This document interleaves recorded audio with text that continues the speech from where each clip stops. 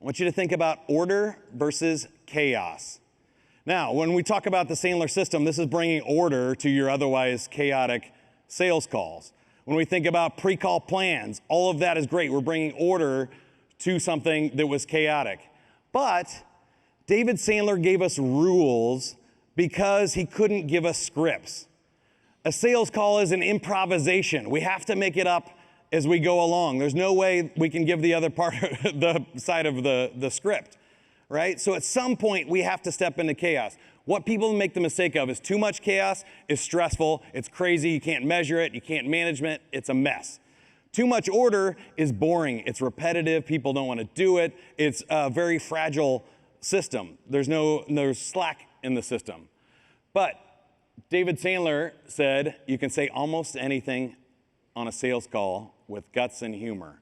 We can break out of the order. We can get all prepared, get ourselves together. But when we go on that call, when we start that debriefing meeting with our employee, or we're going out into the world, all that prep was great. The time you spent the last 2 days studying, perfect. Do that. And then when you go on the call, you have to forget it all. You have to let go. You have to step out into the chaos. Be the best version of yourself. We've been talking about that a lot the last couple of days. So what does it take to be good in an improv? I feel like it's guts and humor. I feel like these are the skills. I also feel like that's Jody Williamson's eyesight right there. Are you guys with me? Yeah. But guts and humor. How do we do this and execute it? It's time for another poll here. Open up your phones. You get to guess. We can skip it. I can tell a dirty joke from the stage. I can do an impression of a celebrity, or I can improvise a story. You all get to decide how gutsy and funny we want to be. All right. Final countdown. Oh, yes. Ooh, it was getting close. Impression of a celebrity. This is the only way I can still make my wife laugh after 12 years.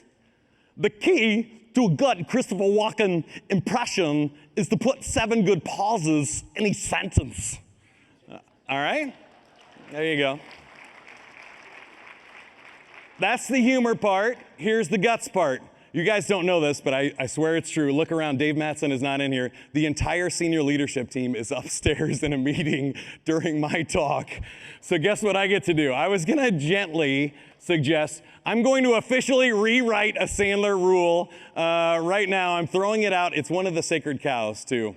I've heard it several times from stage already. Guess which one it is?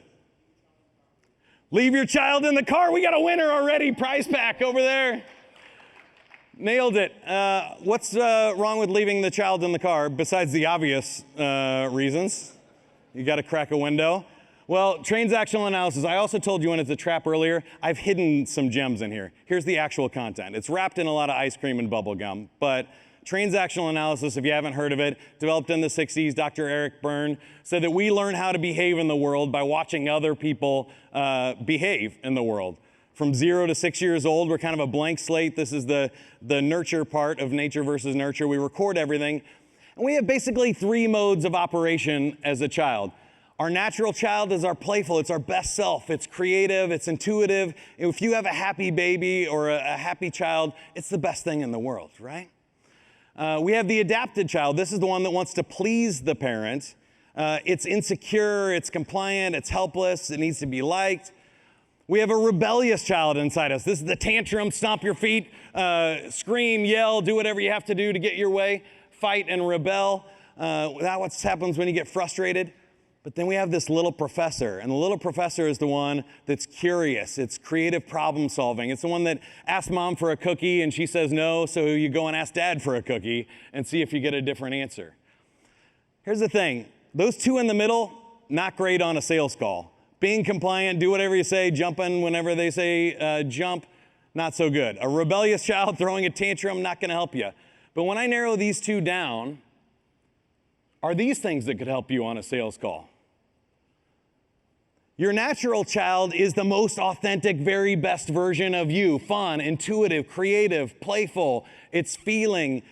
People want to connect with people that are fun and that their eyes light up and they're having a good time with. This can be helpful with bonding and rapport and creating a real human connection on a sales call. A little professor is a powerful problem solver. If you get a no from one decision maker, you can figure out another way to get it done. You can figure out how to get people together and build consensus and get decisions. A little professor can be very powerful in a good salesperson. So here's the updated Sandler rule officially. It cleared legal and all of the leadership. Thank you for that one. Pick your favorite child. Bring your favorite child to work. Leave the rest of them in the car. Sound good? Thank you for watching this highlight video from the Sandler Summit. You can join us for the next Sandler Summit in 2024, March 19th and 20th at the Orlando World Center Marriott. Register now at sandler.com/summit.